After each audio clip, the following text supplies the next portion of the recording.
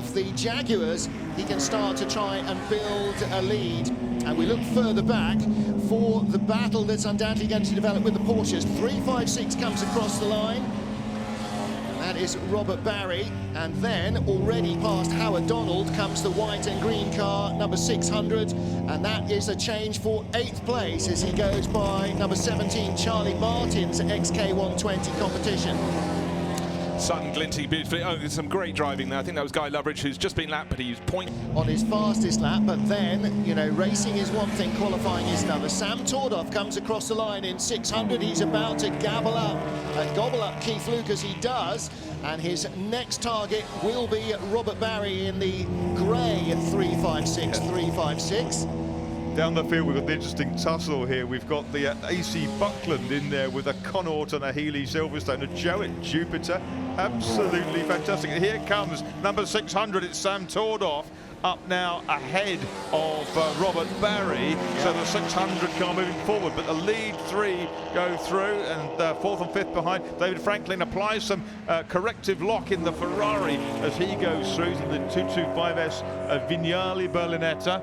And Tordoff carrying immense speed now. 5th place, he's the next target for Tordoff, who's at the back of your screens in the white Porsche with the green nose there. Here it comes up to the kink on the Lavender Straight. Exactly so, Marcus. In fact, there are about a dozen cars in the shot. David Franklin knitting his way through in 5th in the Ferrari, that number 7 Ferrari, but the 600 Porsche easy to pick out. White with that bright green noseband. He's got to do exactly the same. And as you said, battling the whole way down the field. So you rely, they listened in the driver's briefing. Tordoff having to go around on the outside, a bit of, everything going wrong for him there. Nearly collecting the back of the number buckler. 51, which is the buckler. So he's lost out. It worked better for Franklin, but it'd be a lap or two and be on his tail. Now, of course, Tordoff has already passed all of these cars once.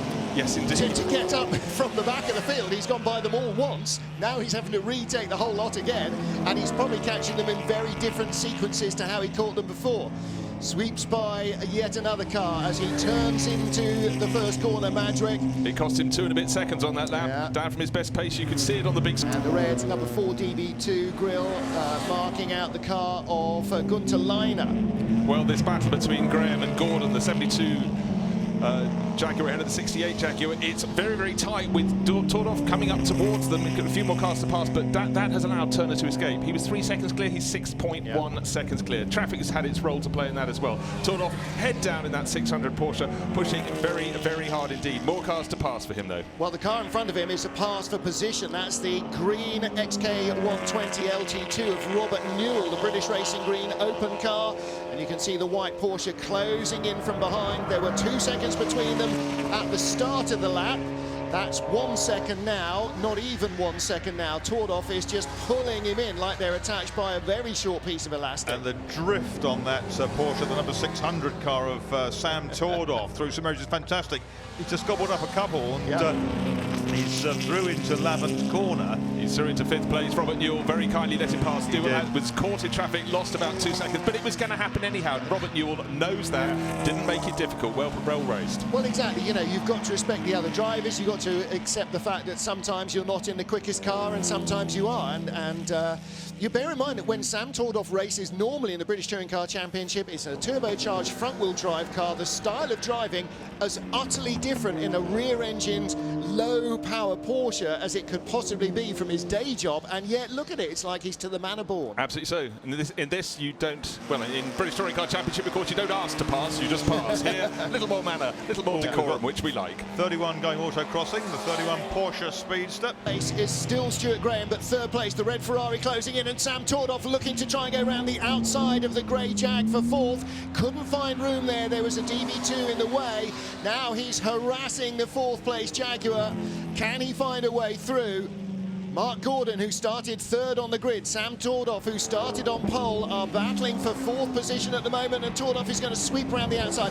And it's the really quick stuff where the lighter weight of the Porsche allows Tordoff to carry the momentum. You can see how big and square-rigged the Jaguar looks compared to the Porsche, and that really plays out on a quick circuit. It does take longer to do anything. You look at the dynamics of the car into the chicane, but also through the long sweep of Woodcote, the balance that Marcus has been talking out through St Mary's, absolutely absolutely replicated over here, and very confident to go onto the line where the cement dust is down, was oil put down yesterday. He feels that car is so balanced he can put it there and not be concerned. And he's 7 seconds only away from the leader.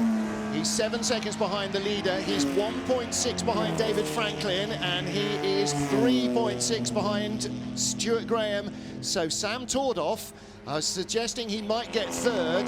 It's not beyond the bounds of possibility. He might almost get second because the race doesn't stop in 2 minutes and 13 seconds. Leader's found traffic. He's in behind the AC Buckland here at St Mary's. That's going to cost Darren Turner time. So the leader being held up as well. The leader only 3 seconds clear. Stuart Graham in traffic, and here's third and away Franklin's from... waved him past. Yeah, Franklin's... Well, again, he sees the writing on the wall. He knows how quickly he's being caught. He can hold him up, or he can allow the quicker car to have a shot at another podium spot. So, again, it's about respecting your fellow competitors and the spirit in which the meeting is raced. So David Franklin gives up third place to Sam Tordoff, and now Tordoff is charging after Stuart Graham for second. Franklin's car has been the quickest in a straight line in this race. Absolutely brilliant. 122 miles an hour last time. He's watching now to see what Tordoff does down at Woodcote. Tordoff can see Stuart Graham ahead of him in the open Jaguar. Up the road, he can then see just in the distance the number 11 Aston being drawn back towards them now. Right, do you remember Darren Turner was 6 seconds clear? He's only 3.3 seconds clear. There he is, starting what ought to be the last lap. Oh, number 3 Connaught's blown up out the back. Okay, so we may have yellow flags out the back. Darren Turner leads by 4 seconds over Stuart Graham and Sam Tordoff, because that's the battle now for second place. 1 more lap, 3 more minutes, and Sam Tordoff could win this. And yeah, Guy Loveridge barely got away at the start. He needed a lot of mechanical, a lot of physical help to get him away. And now he's not going to make it, perhaps, to the finish. And it's slightly, the green Lancia's had a big moment out here on oil, presumably dropped by the slowing Connaught, number 3, Guy Loveridge. Okay, well, what's in front of Stuart Graham? That's the question. Can the Jaguar driver in 72 hang on? He hasn't got the pace of the 600 Porsche. Sam Tordoff right onto himself. Turner's washed out, but he's kept the car. And right on this, Tordoff tries to go around the outside of Stuart Graham, but he has to tuck back in behind. Last lap for Sam Tordoff, but he lunges down the inside of Stuart Graham immediately, and through he goes.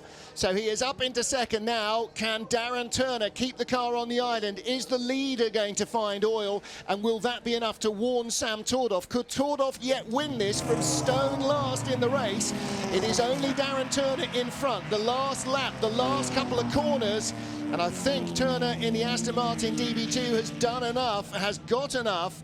The Porsche has been quicker, but Turner got away. In this case, the hare does not catch the tortoise. Unfair to call the DB2 the tortoise, but as he comes through the oil smoke, he should hopefully see the checkered flag. Victory in the Fordwater Trophy going to Darren Turner in the Aston Martin DB2. Another win for Feltham at Goodwood. And in second place, from last on the grid, our poleman Sam Tordoff, just ahead of Stuart Graham by 24.